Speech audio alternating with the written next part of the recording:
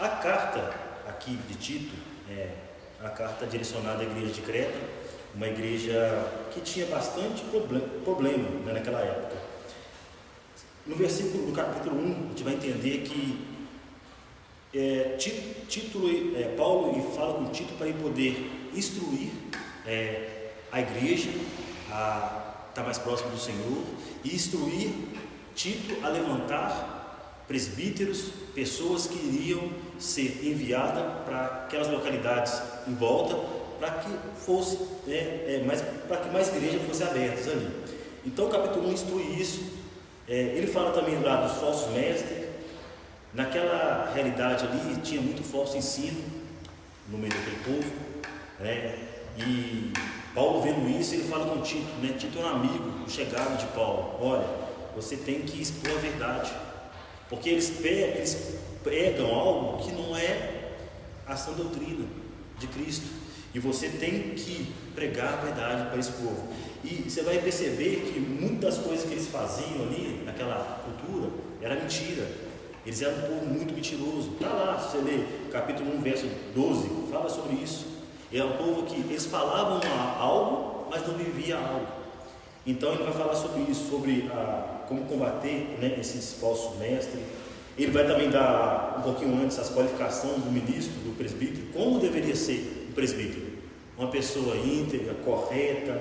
Vai falar que deveria ser uma pessoa irrepreensível, né? O que é uma pessoa irrepreensível? Uma pessoa que, mesmo quando ela erra, ela tem a hombridade de chegar para a pessoa e pedir desculpa, de pedir perdão a Deus, se levantar daquele erro que ele cometeu e continuar. Isso é uma pessoa irrepreensível, uma pessoa que você vê que muitas vezes ela não tem, você olha nela e vê assim, poxa, essa pessoa é igual o Tiago. Tiago não é um homem irrepreensível, ele erra, mas é uma pessoa que está sempre disposta a mudar, sempre disposta a melhorar. Isso é uma pessoa irrepreensível.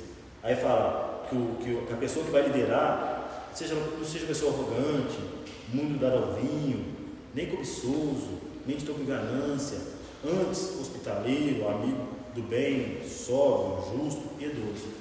Então tudo isso aí, ele fala no capítulo 1, né, como deveria ser esses líderes que estão em formação. Só que às vezes a gente lê a carta e a gente fala assim, então essa carta aqui é uma carta doutrinária só para os líderes, só para as pessoas que estão à frente do ministério. Não, de maneira nenhuma, porque aí ele continua falando, aí ele começa no capítulo 2, no versículo falando, tu porém, fala o que convém essa doutrina. Então ele está falando aqui para o Tito, Tito, você fala como convém essa doutrina, fala de acordo com a fé em Cristo Jesus. Não fala igual os falsos faziam, né? Os falsos eles chegavam lá e pregavam uma heresia. Não, que você chegar até Cristo você precisa fazer isso, né? Se você ler o texto aqui, você vai ver que até a questão financeira eles aplicavam nisso, que tinha que ter algo mais. E aí ele fala assim, você, Tito, você não vai somente falar que eles estão falando mentira, não. Você vai ter que expor a verdade. E é o que a gente precisa. Às vezes, muitas vezes, a gente sabe da verdade. Aí a pessoa fala com a gente assim, por que então a pessoa lá faz isso. É errado. Mas você não expõe a verdade. Aí Paulo está falando com o Tito, você precisa expor a verdade. Só que aí, ele continua no versículo 2. Aí ele faz uma espécie de doutrinação para várias classes. Ele fala para os homens, né, os homens idosos. Nós aprendemos semana passada que os homens idosos naquela época eram homens de 40 anos, mais ou menos, 45, 50, pela cultura, né? O tempo passa e nós vamos entender que a nossa qualidade de vida, o nosso tempo de vida, estimativa de vida vai aumentando, né? Hoje, para homens é 76 anos, para mulheres é 80. E naquela época, eu já seria um idoso, 42 anos, eu já estava perto ali da minha morte, você vê, 42, 50 anos. E hoje não é bem assim, hoje mudou, né? Então ele vai falar para os homens idosos, sejam temperantes, respeitáveis, sensatos, sadios, na fé, no amor e na constância. Ele continua falando para as mulheres idosas, semelhantemente, sejam sérias no seu proceder, não caluniadoras, não escravizadas a muito vinho. Tudo isso que a gente aprendeu semana passada. Jovens, a fim de que elas ensinem as recém-casadas, as jovens. E ele vai falando para um grupo de pessoas. E ele chega lá no finalzinho, fala para os servos, fala para que hoje nós poderíamos colocar como um funcionário, né, como o servo deveria ser diante da sociedade. Então, quando nós olhamos todo esse princípio da carta, né, Tiago tem trago para nós essa semana toda, essas semanas que passaram, a gente vê que é uma carta que ela vem tratar com a igreja. Ela trata com a igreja. E aí é interessante a gente entender, porque Paulo ele sabia que essas cartas seriam copiadas, né, pelos copistas e seria enviada para aquelas igrejas que Tito estava mandando os presbíteros. É uma igreja que estava surgindo. E essas cartas iam chegar até os nossos dias de hoje. Para o quê? Para nos instruir, para nos dar entendimento. E uma das coisas que eu observei muito, eu estava olhando, observando na carta, é o seguinte, veja bem, se você observar todas as cartas de Paulo, ele sempre vai começar mostrando, parece que um apanhado teológico, falando de um apanhado doutrinário, primeiro, para depois ele falar da prática, né? Aqui nessa carta, a gente começa a ver, primeiro ele faz a prática, como nós devemos viver na prática, para depois dar a instrução final, que seria a instrução doutrinária ou a instrução teológica. E aí ele chega então no versículo 11, né, ao qual a gente vai aprofundar um pouquinho aqui. Ele chega aqui no versículo 11 e fala, porquanto a graça de Deus se manifestou salvadora a todos os homens. Aqui, irmãos, eu entendo, eu vejo que começa, né, a gente vê que o porquanto, o portanto, o mas, é uma nova sessão ali, ele vai, como se diz, concluir o que ele falou antes disso. Ele fala, eu instruí vocês, instruí a igreja, instruí você, Tito, para instruir os irmãos da igreja. Aí, entenda uma coisa, como era a igreja como estava sendo a igreja naquela época?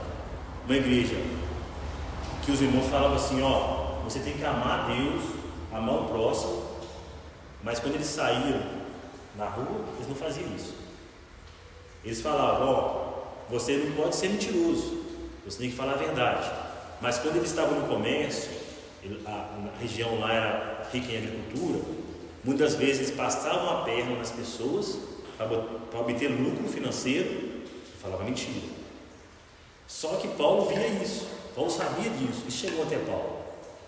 E Paulo então ele vai falar assim, sabe, tudo isso que esse povo tem feito, tem disseminado, até na igreja, e inclusive, irmão, se você olhar, os líderes da igreja estavam assim, aquelas pessoas que eram líderes, que estavam ali ajudando. Ele fala assim, aqui eu vou dar resposta para tudo que está acontecendo. Aí ele falou, o padrão de vida que eu dou para vocês é esse, que os homens sejam sensatos, né? Que as mulheres sejam mestres do bem, não dá muito vinho, né? Fala para os jovens como os jovens devem viver. E aí ele fala assim, por conta da graça de Deus se manifestou o Salvador a todos os homens. Aqui é a resposta. Como que eu fico pensando, irmãos, se aquele povo daquela época, nós também aqui hoje, falar assim, eu não vou pecar mais, eu vou viver uma vida reta, uma vida santa, uma vida próxima de Deus. Suponha que uma pessoa resolve fazer isso. Não sei, pode ser uma pessoa que frequenta a igreja, uma pessoa que está lá fora. Ela não consegue. Sabe, às vezes a gente eu tenho certeza que o Maurício lembra disso, a gente estava em um outro segmento cristão, e aí tinha lá uma espécie de encontro, né? Onde a gente discipulava as pessoas ali em 3 dias para poder conhecer a Cristo. E as pessoas, de uma hora para outra, do culto de libertação para a parte do Espírito Santo, a luz do Espírito Santo, elas eram assim, elas viravam para a gente e falavam assim, acabou, eu não faço mais isso, eu sou uma nova pessoa, eu não vou fazer mais nada de errado, agora eu vou ser uma pessoa correta. Outros falavam assim: eu não vou fazer mais isso, eu vou ser correto, agora eu vou. Mas eu tenho medo da segunda-feira, porque a segunda-feira começa lá, o mundo lá fora e aqui acaba. Outros falavam assim. Aí eu observava o quê? Estava observando o seguinte, que não é assim. É um processo que leva tempo. E quando a graça de Deus ela nos alcança, ela tem esse poder. Se a graça de Deus não nos alcançar, através da pessoa de Cristo, a gente não consegue. A gente não consegue largar o vício, a gente não consegue largar a pornografia, a gente não consegue ter uma vida sensata, a gente não consegue ser justo. Mas aí ele fala, tudo isso que eu falei dos homens, das mulheres, se a graça de Deus, como a graça se manifestou salvadora a todos os homens, ela é capaz de fazer uma grande transformação. É a graça que faz isso, né? Quando lá no Antigo Testamento, quando a gente vê Deus falando com Moisés, até aqui o povo pode vir, até no pé do monte, você pode vir até aqui, se você passar daqui você vai ser consumido. Lá já era uma espécie de graça apontando para Cristo, uma graça que traz proteção, uma graça que traz mudança. E ele continuou falando no versículo 12: educando-nos para que, renegadas a impiedade e as paixões mundanas, vivamos no presente século, sensata, justa e piedosamente. Então, a palavra de Deus, a graça do Senhor, ela nos educa.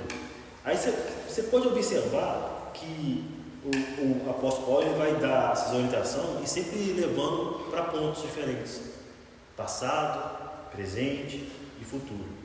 Sempre, né? Agora você vê, no versículo no 11, ele falou algo que aconteceu atrás, né? Deus esteve aqui, morreu por nós, através da cruz ele nos deu a graça que nos salva, que nos purifica. E agora ele começa falando agora do presente. Essa graça que Cristo derramou, ela te educa e ela é capaz de fazer você negar a impiedade e as paixões mundanas. Irmãos, quantas vezes a gente viu irmãos caminhando com a gente e sempre, não, é porque aí tinha pessoas que falavam assim: não, olha bem, existe um tempo em que parece que o mal te ataca. Já ouvi falar muito disso. A pessoa fica, tipo assim, a pessoa em março ela começava a ver pornografia, aí depois ela arrependia, ficava de março até no março do ano que vem sem ver, aí no março do ano que vem voltava a ver. As pessoas falavam assim: não, é porque tem uma fase que você é atacado pelo mal, e o mal, pessoas tentando vencer o mal e não conseguiam, e falando que tem um tempo específico para isso. Mas por quê? Porque talvez essa pessoa ainda não foi alcançada com a graça do Senhor. Porque quando a graça de Deus nos alcança, muita coisa muda. A gente consegue renegar a impiedade, a gente consegue renegar as paixões mundanas. Sem a graça a gente não consegue fazer isso, somente com a graça do Senhor. E aí a graça também faz com que nós vivamos nesse século de maneira sensata. O que é uma pessoa sensata?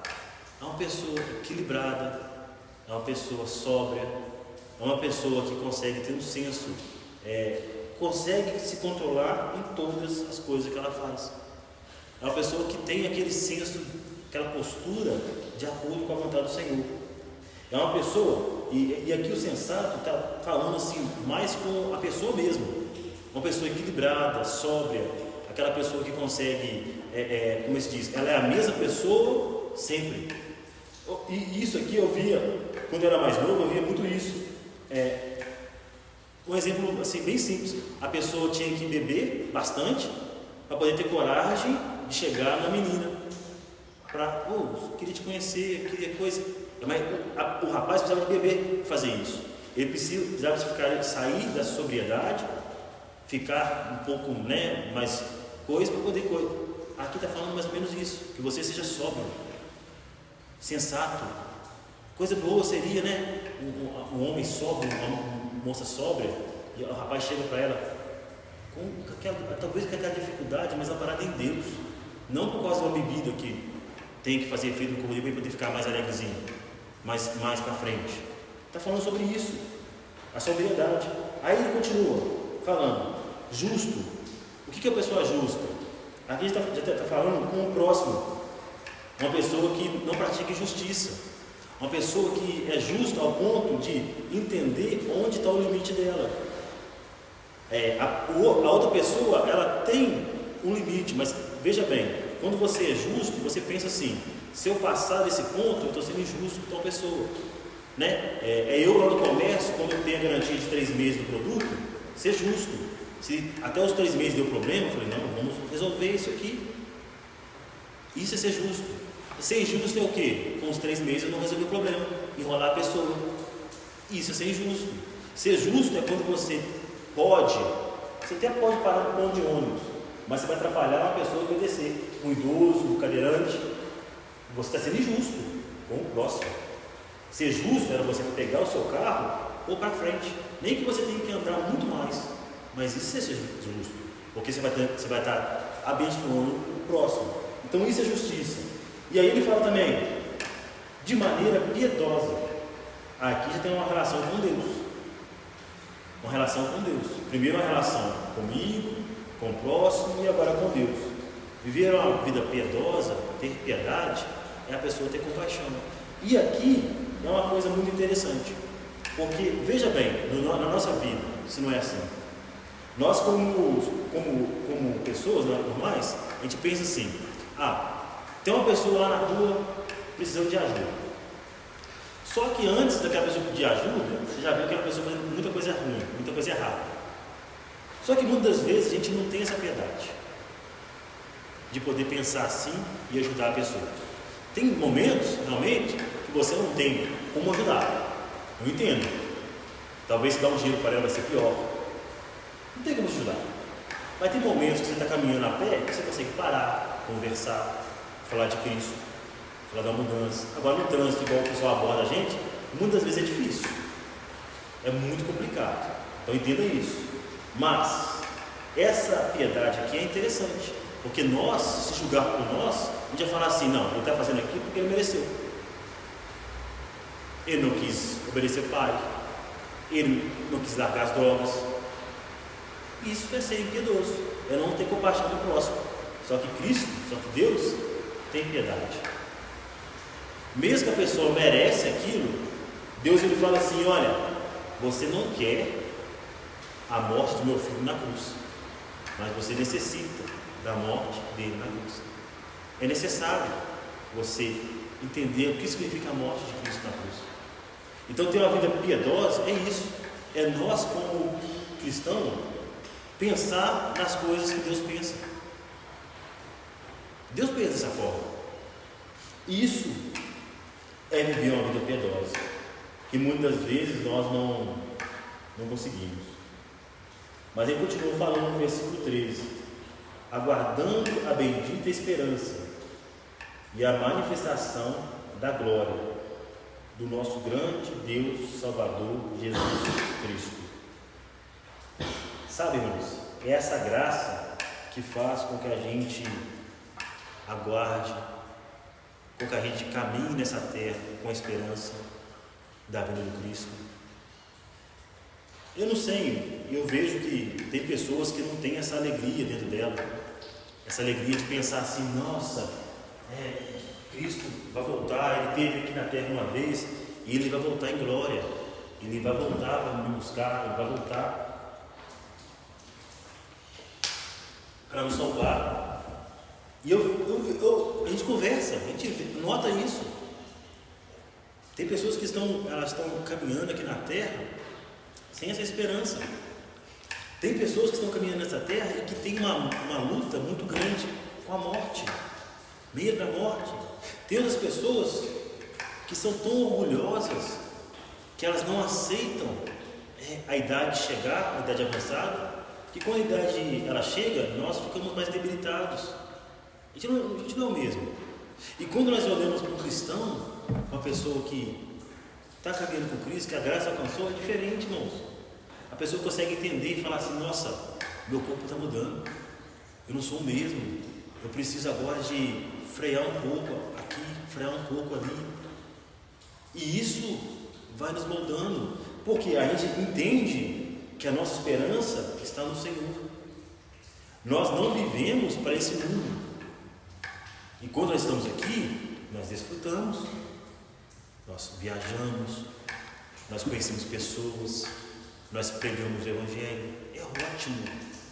Só que o nosso foco, o nosso objetivo maior não está aqui, ele está com o Senhor. E aí você vai falar comigo assim: então por que tem pessoas que não têm esse foco? Porque às vezes a gente vê tanta pessoa correndo atrás de tudo, mas menos da palavra do Senhor. Eu entendo que vai ter pessoas que vão orar mais e ler menos a palavra. Eu entendo que tem pessoas que vão ler mais e orar menos. Isso é fato.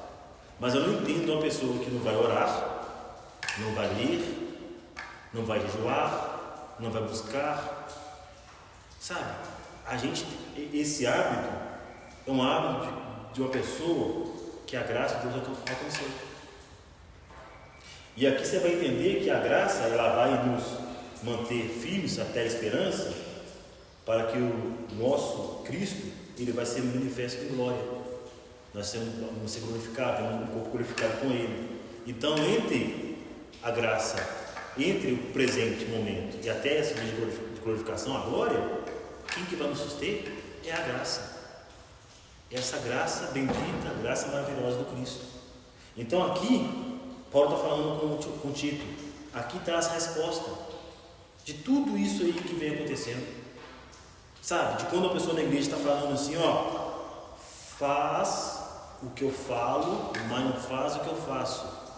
Sabe por que está acontecendo isso? É porque a graça ainda não alcançou. Então pregue, exponha essa doutrina, pregue sobre a graça, Tito.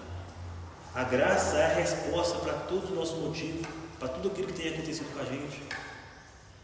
E ele continua falando, no versículo 14: o qual a si mesmo se deu por nós, a fim de remir-nos de toda a iniquidade e purificar para si mesmo, um povo exclusivamente seu, um povo zeloso e um povo de boas obras. E aqui é muito interessante também, porque quando você vê a palavra remir, né, e é algo que Cristo fez por nós na cruz, né, o remir aqui, ele dá aquela ideia de, imagina uma pessoa que está para morrer, né, e chega uma outra pessoa com um documento falando assim: olha, eu vou morrer no lugar dela, né, eu vou assumir, daqui para frente sou eu que vai fazer o que vai pagar o preço. Ela está livre para viver a vida dela, para continuar a vida dela com uma segunda chance. Remir dá um significado disso. Remir é o que Cristo fez por nós na cruz. Talvez muito ser humano, muitas pessoas não queriam. Eu tenho certeza que tem muito ateu que fala assim: Cristo morreu na cruz para mim, mas eu não pedi, eu não quis.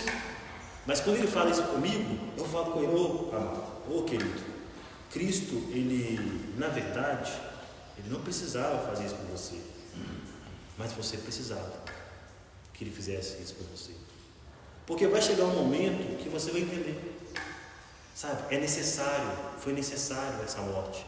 Ele nos remiu naquela cruz, sabe? Ele pagou tudo por nós. E é onde eu acho que é lindo, porque a gente hoje, às vezes, pensa assim: fulano de tal, ou quando eu já ouvi isso, fulano de tal fez mal comigo, me pagou, me deu prejuízo, entrou na justiça, mesmo dando certo, e o cara é crente. O cara falava assim: tudo bem, ele está perdoado, porque o cara é crente, ele está perdoado, mas eu não continuo com o vínculo com ele, relações cortadas.